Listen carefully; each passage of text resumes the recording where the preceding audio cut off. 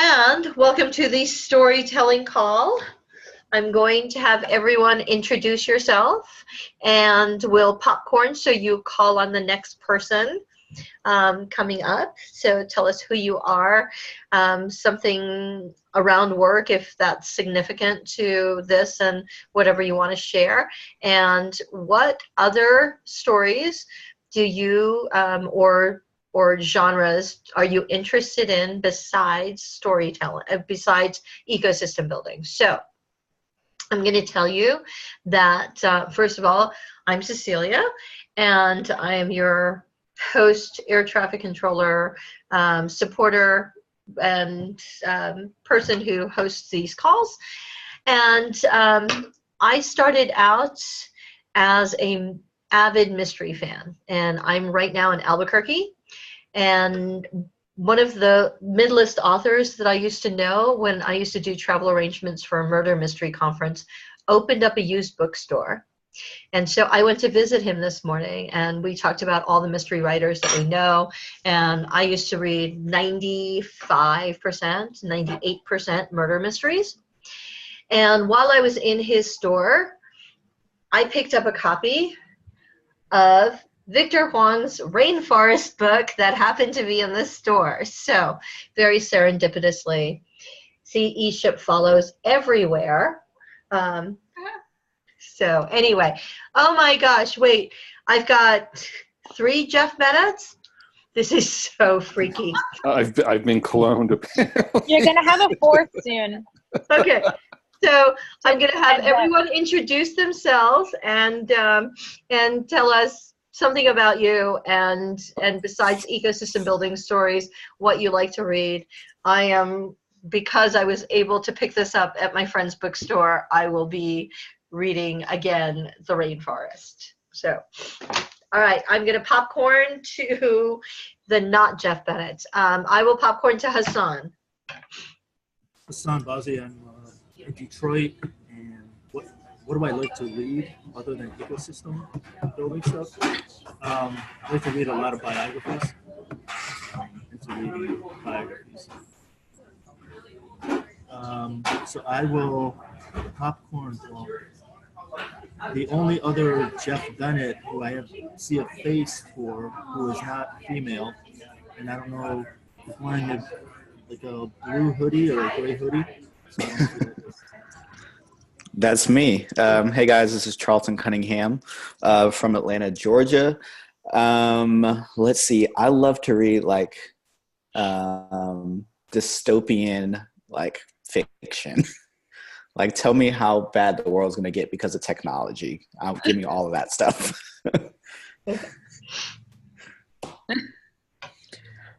Right. Pick a person. I will popcorn to the person who invited me to this to this group, the other Jeff Bennett. Hey guys, this is Yuval. I am currently in San Francisco, living in New York, and from Philadelphia, and generally in motion around the country in different places. And I'm currently reading 2 books, which is pretty usual. I like to switch between like businessy books and non-businessy books. So I'm currently reading Tribes by Seth Godin. If you guys haven't read it, I can't yet fully recommend because I haven't really have more in, but it's about how people come together, organize as groups, and how to build a tribe. And then the book I'm reading that is my other one is called Letters to a Buddhist Jew, and it's a back and forth between a Buddhist and a Jew about religion and really like if God exists. So that's why I switched back to the Tribes book, because it gets pretty. Okay, Yuval, you still have to pick somebody.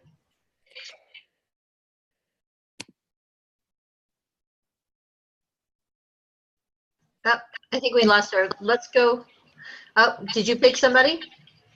Did you? I don't know if you heard me. I said, I don't know Samantha, or I don't think we've met before. So it's nice to meet you or see you again, and I'd love to hear from you. Hi. Nice to meet you guys.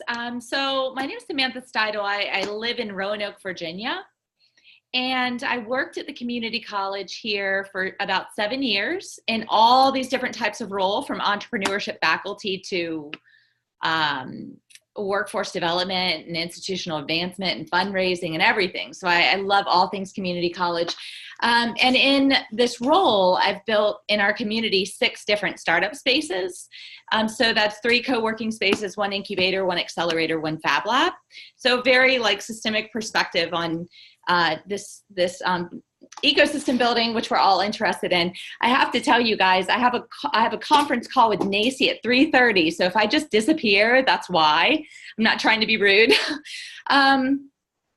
So I'm also right now, I'm finishing up my doctorate in community college leadership. So when you ask me what I like to read, like it's all peer-reviewed literature right now, which is both amazing if you like the topic, and the topic is entrepreneurial leadership. So that's what I'm drowning in. But if you're asking me about a book, my latest, greatest book is Community Colleges as Incubators of Innovation. And is that the one Andy wrote the foreword on? Yes, it is. So I'm working on creating an online course through NACI for this book. And so that's the function of the book, in addition to the interests. So so that's what I'm all about. Let's see, who did we not talk to? Oh, have we not talked to a Jeff Bennett? The real Jeff Bennett. And the real Jeff Bennett. And I apologize, I'm not on video because I'm trying to eat lunch because I have to break off and head to a meeting downtown in about a half an hour. So I didn't want you guys all watching me eat. So let's see, I am a startup ecosystem builder in Sacramento, California. I've been involved with ESHIP goals since last summer. And what am I reading? Besides The Rainforest, which I'm currently about halfway or 2/3 through, I read something that might be up Charlton's camp, which is an author named Elliot Pepper, and he writes kind of the somewhat dystopian near-term sci-fi that explores the intersection of technology and society. So pretty interesting stuff. He's actually a VC, entrepreneur in residence for a VC fund. It's written about startups and kind of thrillers and how startups get involved in some weird stuff. It's pretty entertaining. And I guess I'll go with Eric as a popcorn.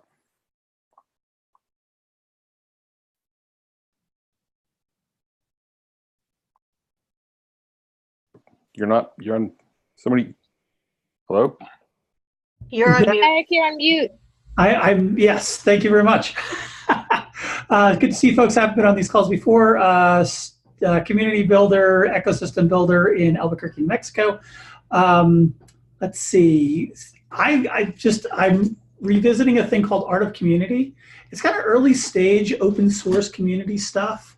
Read it, and I think I read it about every 2 or 3 years just to kind of check in and see some of the fundamentals of growing large, somewhat not necessarily dysfunctional, but very, very loosely organized groups and communities. That's useful. And I'm also just starting Between the World and Me.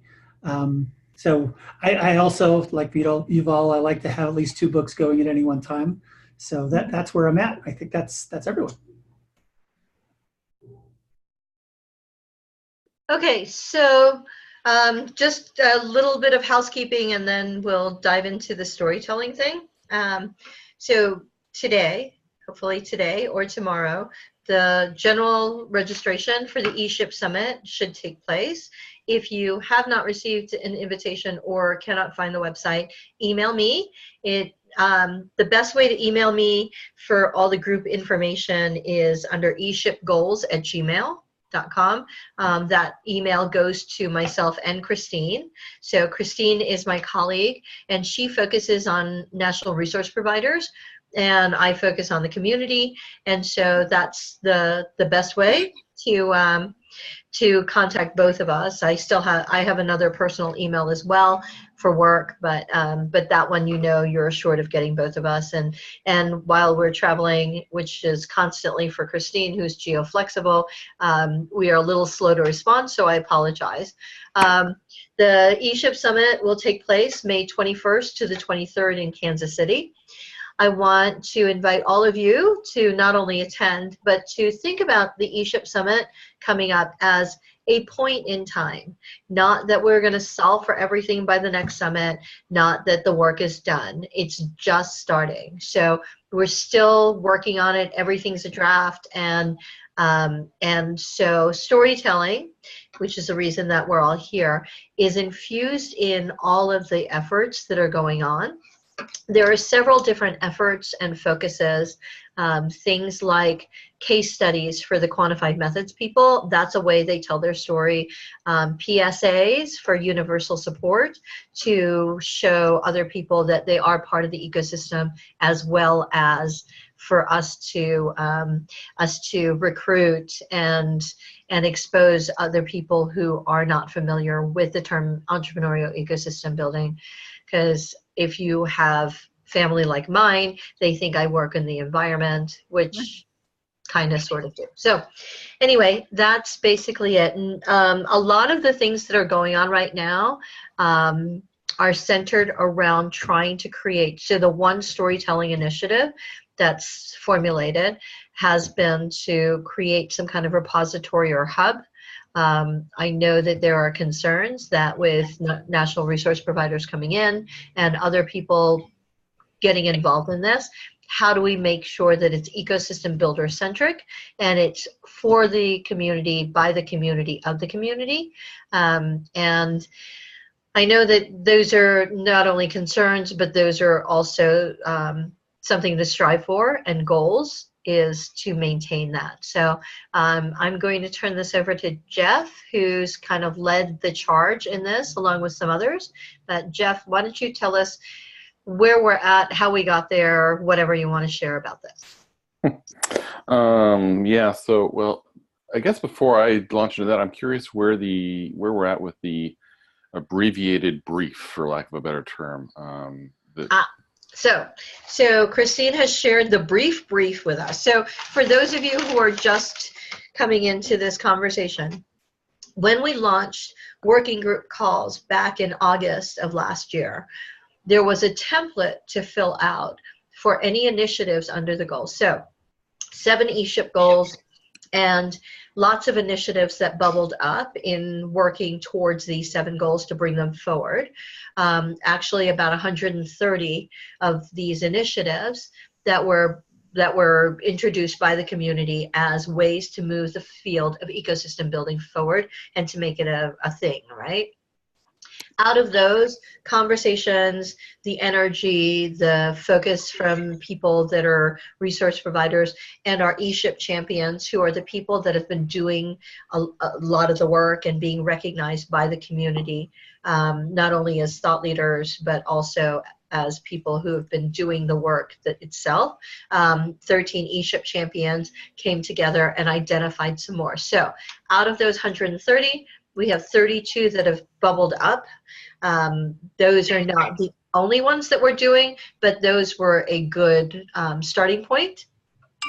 In order to make this a little easier to navigate, because that brief was very, let's say, long. Okay, it was long. It was okay. Anything but brief. Right. It was not a brief. I'm going to share with you in the Slack channel a document that that Christine has put together that took most of the ideas that we talked about and identified them into a template.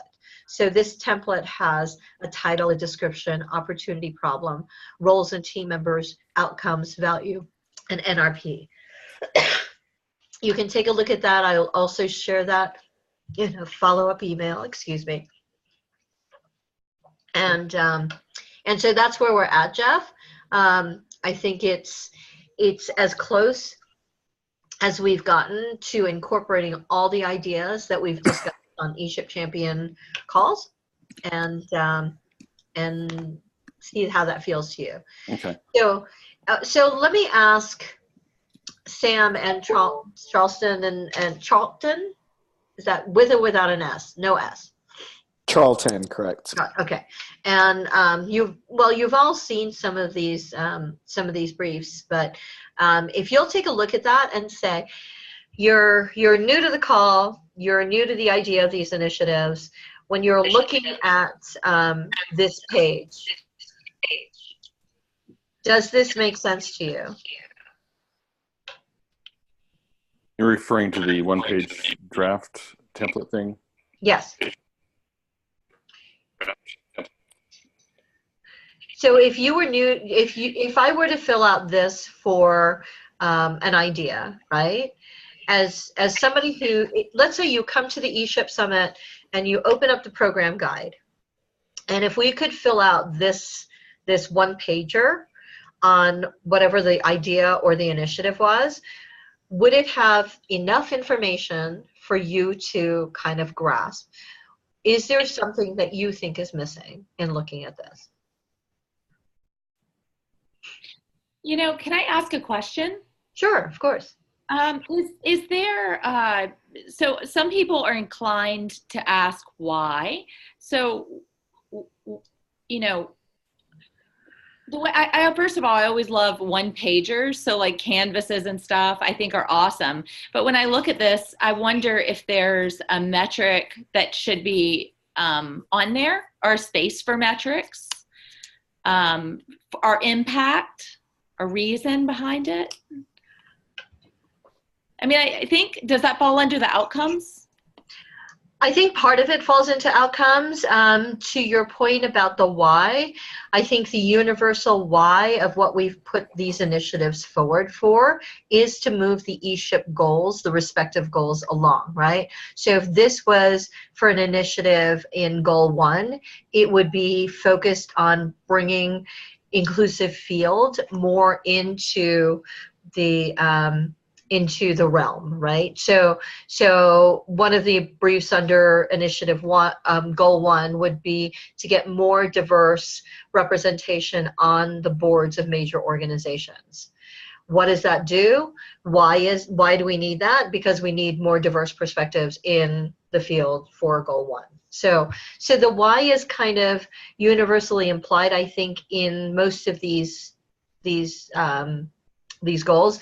I think what we wanted to make sure to put in was the problem that it's solving, or and I think that's where the solution part is, right? The opportunity or the problem. And as far as the methods and the metrics, I don't know, Eric, you geek out on data and metrics. What do you think about including something like that? I don't know that in the idea or nascent stage that it's something that we can address, but that's just me. Yeah, I mean, I think I get it, and in some ways I'd like to have something that's a little bit better on it. However, I think at this stage, I think we're sort of grasping for things that we might not be able to put on there. I think the other thing that I think would definitely help me, just because I'm simple, is seeing like one of the briefs that's been turned into one of these. I think will make it clear, because there'll be that example.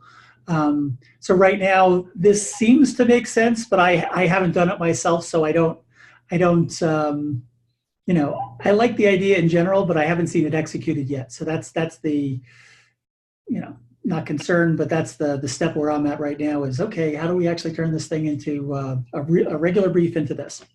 You know what? Seeing an example was exactly what I was thinking too. Okay, so that's where I'm going to ask Hassan, because I know Hassan was getting ready to transfer information into a brief. And so I think once we get the first one down, and so you're going to be our champion to beta the slide and see how that works, if that works for you. If we can get something out there, and what we'll end up doing is maybe putting it in Slack, so that we're able to. Go ahead, Hassan. So the only observation I kind of lost it. Let me just find it. So the only observation I have is just based on the description that's on the canvas. To me, the way I'm reading it, the value proposition and the goals, outcomes seem to be very similar in the way It's described with a little brief description under each one. So I'm just trying to figure out what the difference is between the two. I mean, I know what a value proposition is and what goals and outcomes are, but the way they're described underneath the heading, it seems like they're very similar. So figure out what your energy is drawn to do, and that will help to navigate that. And if one works better than the other, by all means, let's share it with the other ESHIP champions and fine tune it, because I think the next step towards the summit is that we get all of the briefs put together in a shorter form. So that's my goal for the next month, is to move all of the 32 in. So Charles, I'm curious to hear from you. What you think of the brief and the conversations that you're hearing about what we're trying to do.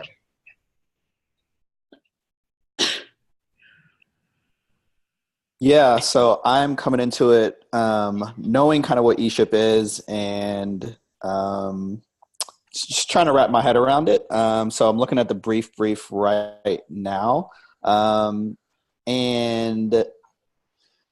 it comes across, the breakdown kind of comes across, I know kind of how everything is laid out. It's laid out very well as I'm looking into it. I think it would just take me a little bit of time to really understand how to kind of fill this out. But kind of on a first pass, it looks easily digestible. Other than that, I think the idea around the kind of getting an example for the one pager is great. Yeah, those are just kind of my initial thoughts right now. Okay, that's great. That's a good point to start. Will you do me a favor and message me your email address so I can add you to the list and Slack, and then you don't have to be Jeff Bennett unless you really want to. So that would be great. All right, Jeff. So did we answer your question on that? Yeah. So sorry that, and I've got to take off in a little bit. So at a really high level, so it started with that long. Hello.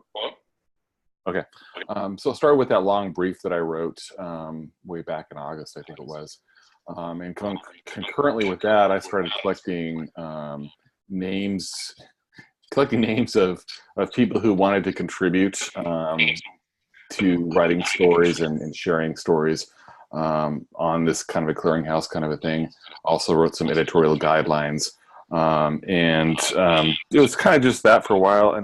And a few months ago, I was getting impatient, and Avery and Tyler were getting a little impatient. And so we decided, let's build a one-page landing page and kind of summarize the initiative brief. And so I did that. That became ecosystembuilderhub.com. And I also threw on there, I'd been collecting links to stories and stuff, so I put that on there and did some of my own content as well.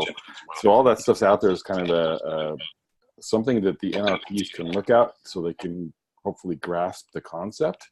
And so that's all out there now, and it's a matter of, I think, getting other people to start contributing to kind of grow it more. That's kind of it at a high level. Okay, any questions for Jeff?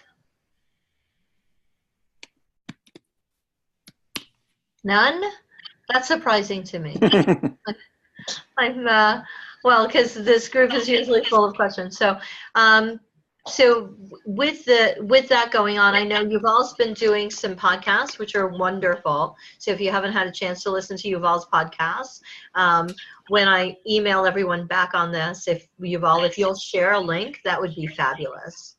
And then I know that we were talking about, so one of the things that we wanted to do at the ESHIP Summit, in order to prepare for these goals moving forward and the NRPs and all of that, we've put together an unconference. So I'm glad Eric is here. Eric and Hassan and Jeff and a bunch of other people have talked about trying to do an unconference so that we cover some of the subjects that we won't have an opportunity to cover in the main part of the event. So the unconference will be taking place prior to the summit opening. And if we have any ideas towards how we can incorporate storytelling into an unconference, or whether or not that would be a subject that we could talk about at an unconference? What are your thoughts on that?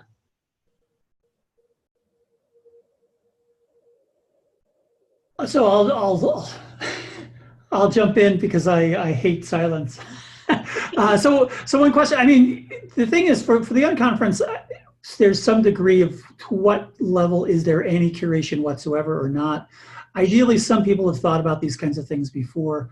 There's like sort of a few questions that I put out there in that kind of initial brief, and that is, are we, one version of an unconference is you have some people that are actually sort of presenting, and in other ones you've got more workshops, and other ones there's actually opportunity for folks to work together.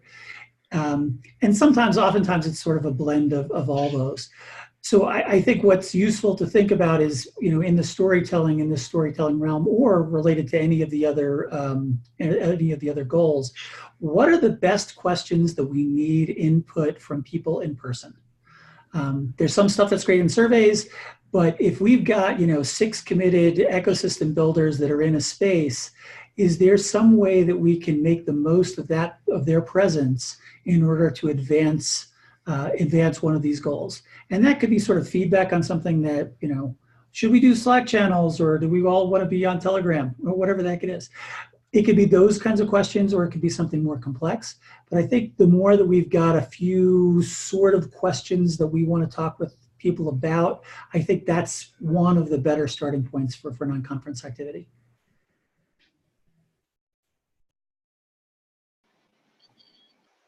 Hey guys, sorry I keep tuning in and out with my video. I'm here and listening. I'm just in a loud place and I don't want to confuse people. But my thought about that, no thank you, is that I think there's a lot of ecosystem building happening at conversations happening at a really high level. And I think it would be really helpful to just go down to really just get really in the nitty gritty more often, because a lot of conversations are diversity inclusion. It's really important.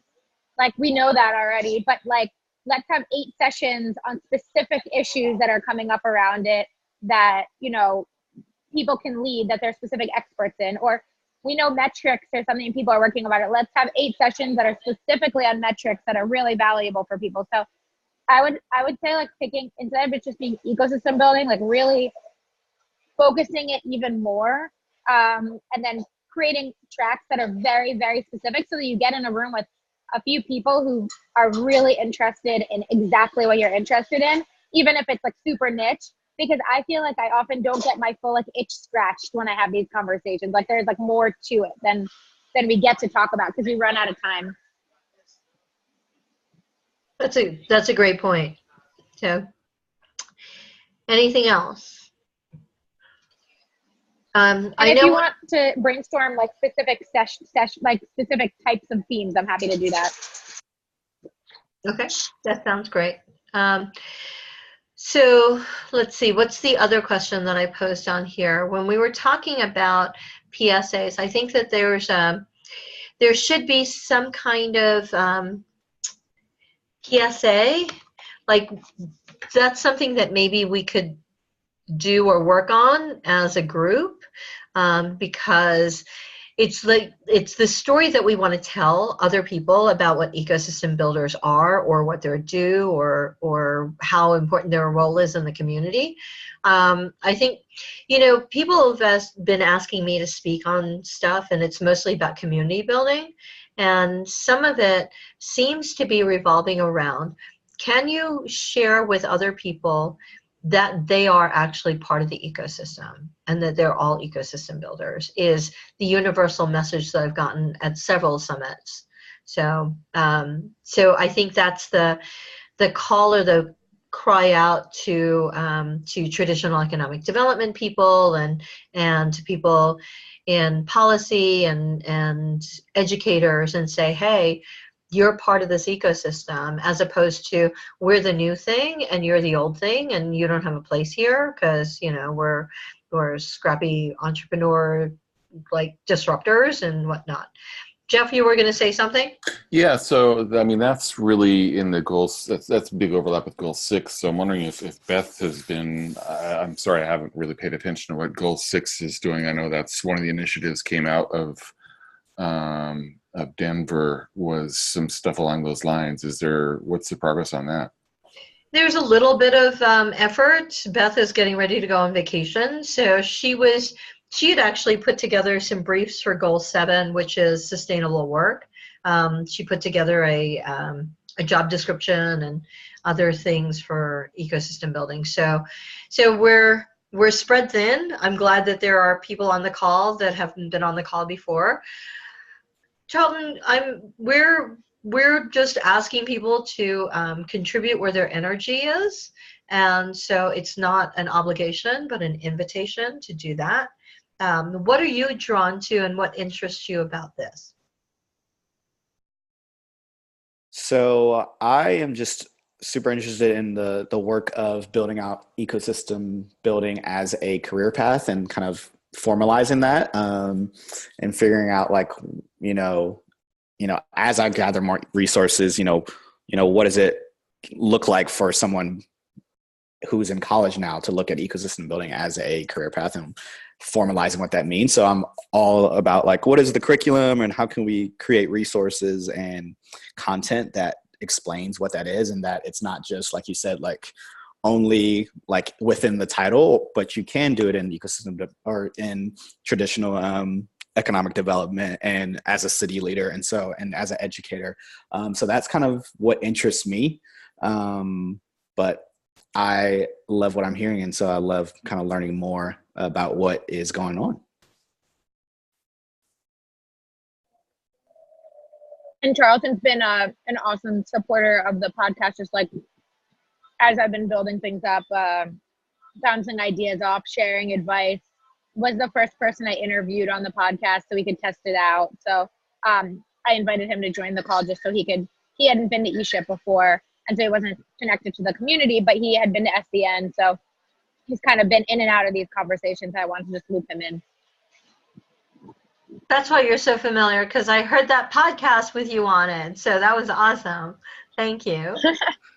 It was fun to do. Yes. Go ahead, Yuval.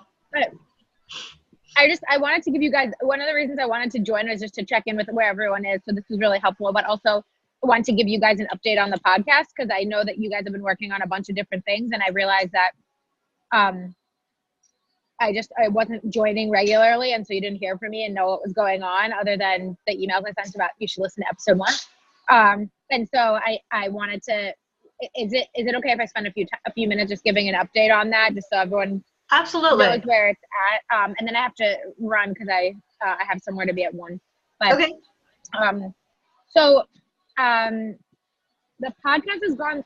I've really, the part that I've struggled a little bit with is figuring out how to include people and kind of like these goals, like figuring out where people's energy is and giving them the opportunity to get involved, but also not holding them kind of like we're all volunteering and make it happen. So just the balance of how are we getting everyone who wants to be part of this, but also can commit, but also, has a skill they can bring to the table. So it's been a little bit of a challenge. I was working with someone for a while that kind of just would drop off and come back and drop off, and I let that derail me a little bit. So it's moving a little bit slower than I expected, but really excited that we have the first 2 episodes out, and then the third one is coming out as soon as I put in the intro. So hopefully this week or early or on Sunday.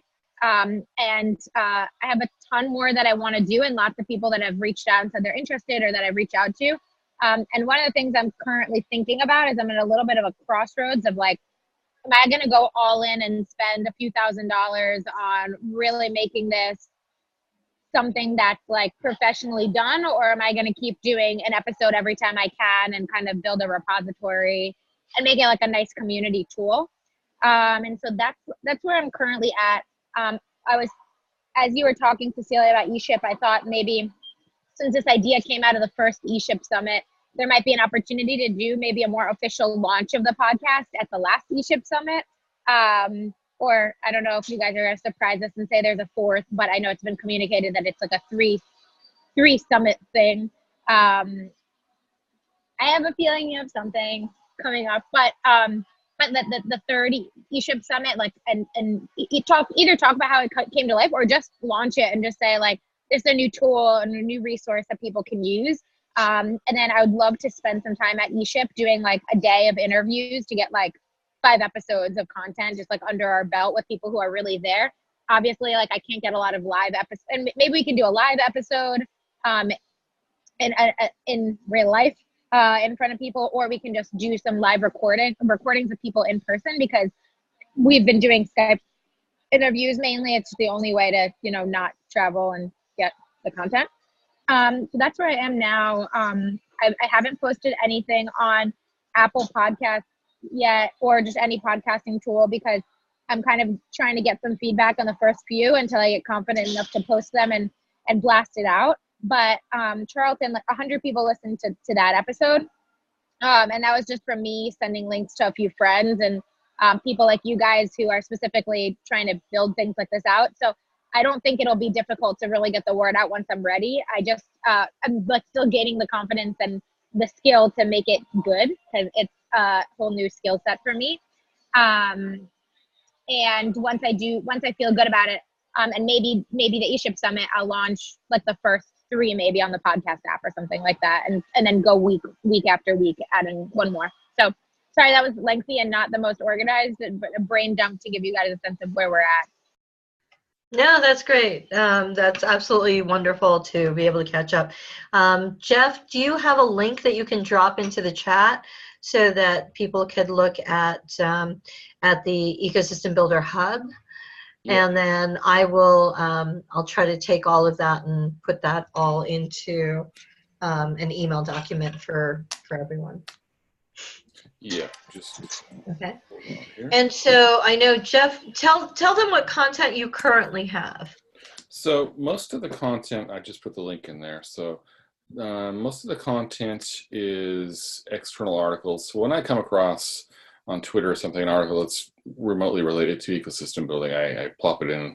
Basically, I take an excerpt, the title and excerpt, and I link to it. I've done like, I don't know, written a few things. I did a couple of interviews a couple weeks ago with Ryan Lilly and Chris Kane, and posted those. I'd written some longer form stuff on Medium that I reposted in this site, and I just did an article the other day from, I interviewed Rich Tarosi at SCN last week. He had some tips for introverted ecosystem builders, and so I just wrote a little story about that and included his quotes. So there's a little bit of what I'm calling original content is the term for it. Looks like 246 stories, 246, yeah. External articles, there's probably 20, 25, 30. So what I'd like to start doing, if you actually go to the homepage of the website and scroll all the way down to the bottom, there's a couple of calls to action. One is for people to submit links to stories that are already published. So kind of like those external links that I've been putting in there, collecting. If you come across a story, it's basically a link to a Google form where people can insert the link and title, and so that we can curate that, and if it's relevant, put it on the website. And so it's accomplishing the goal of having a hub of any stories related to ecosystem building. And the other is to submit ideas for new articles and original stories that haven't been written yet. So something that we could go find somebody who wants to write a story about a particular topic, say. So that's essential. And there's also an email sign up to a MailChimp, which I think I have a whopping total of 5 subscribers to that right now. And that's about it. And I am hitting my deadline. I need to hit the road. All right. Well, thanks, Jeff, for catching us up. And we'll look forward to speaking with you soon.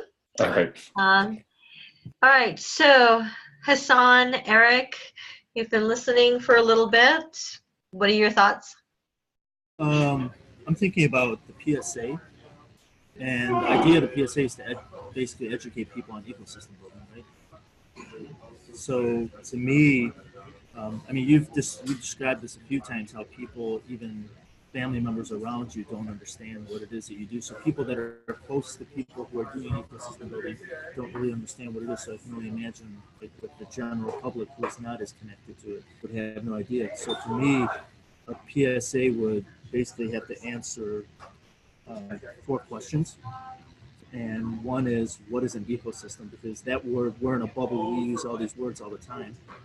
But people outside of this bubble half the time don't know what we're talking about. So one would be, what is an ecosystem?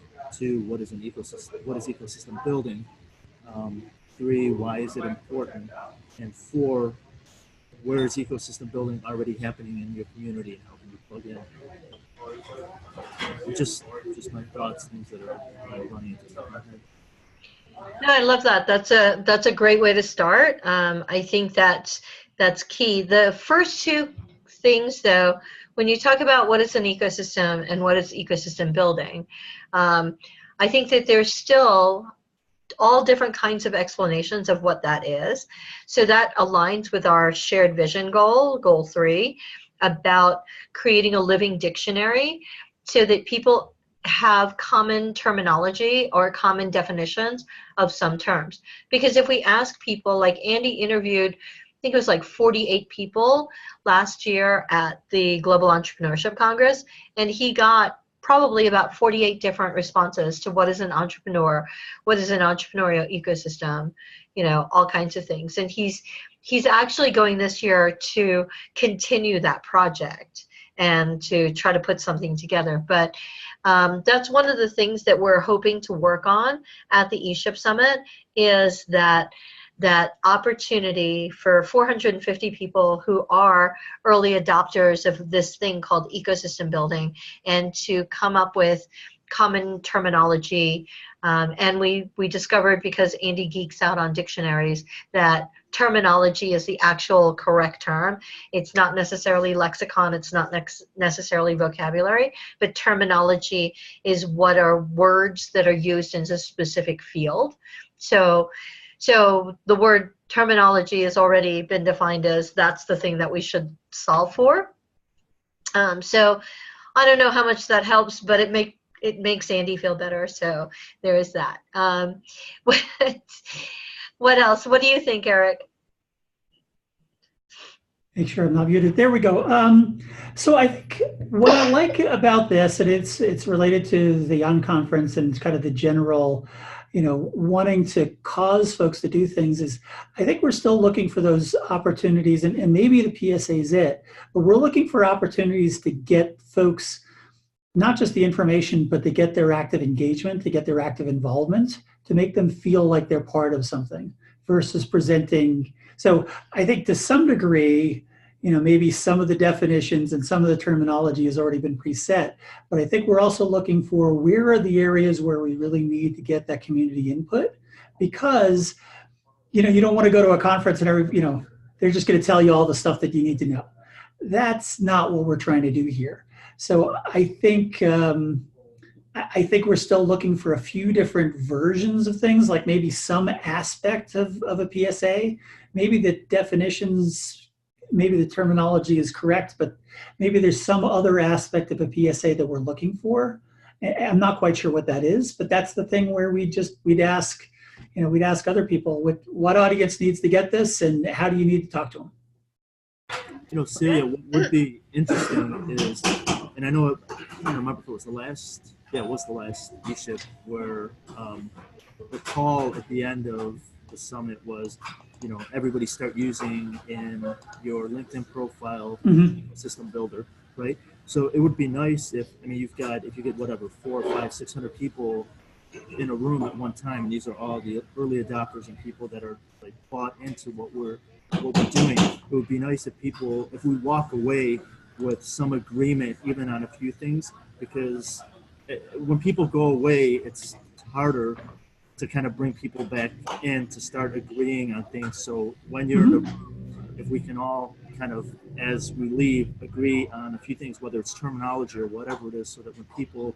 leave, they start using those words immediately after they leave. I don't know if that's doable, if that makes sense.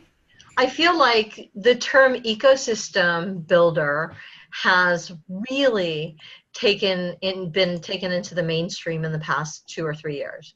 I don't know if Kaufman and ESHIP are responsible for some of that, but it feels like, I go to events now where they're talking about entrepreneurial ecosystem building, and we're getting together as a such and such as ecosystem, and I thought, wow, okay, so 2 years ago when I said the word ecosystem, you had no clue what I was talking about. Now you're using the term, so I think there's that.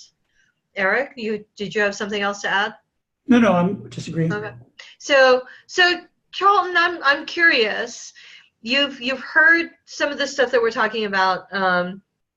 You've gotten a taste of what this work is, and so if we were the PSA for you, how did that make you feel?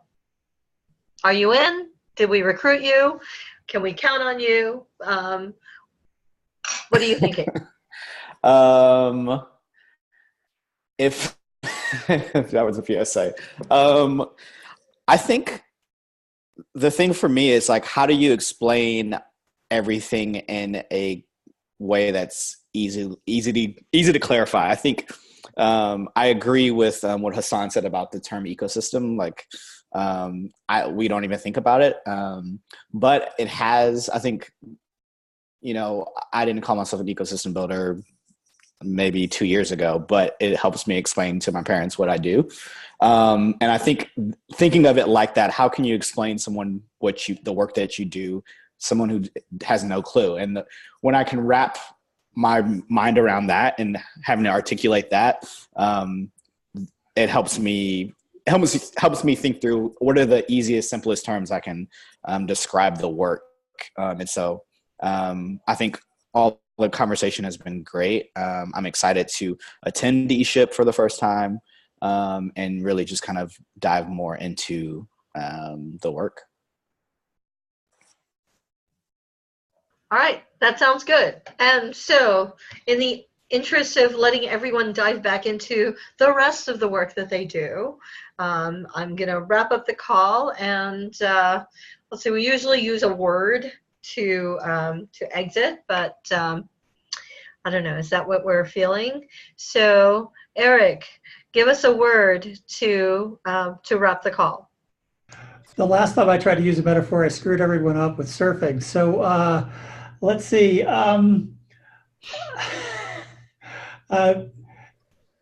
Moving forward at whatever pace you need. Okay. All right. Oh, Charlton. Okay, so what is happening right now? So give us a word. Give us a word of how you feel, what you're thinking. I'm thinking linking arms with like-minded people. All right. Oh, I like that. Okay, so you've all had to hop off. So Hassan, do you have a word for us? Sunshine. Sunshine. I like that. Sunshine is good. I am, they rented me a convertible in Albuquerque, so I'm just going to go drive around in the sunshine. Thank you. So driving this forward. Thank you all for your time and your energy, and I'll follow up with an email. I'll get that. I'll get this video up on the dashboard, and we will look forward to talking to you again soon. Charlton, I'm going to send you the cadence of the other calls and some more information. So feel free to reach out with any questions, and we'll look forward to speaking with you some more. Great. Thank you so much. All right. Take care. Have a good week, everyone. Celia, do you want me to, Celia? Yeah. Do you want me to email you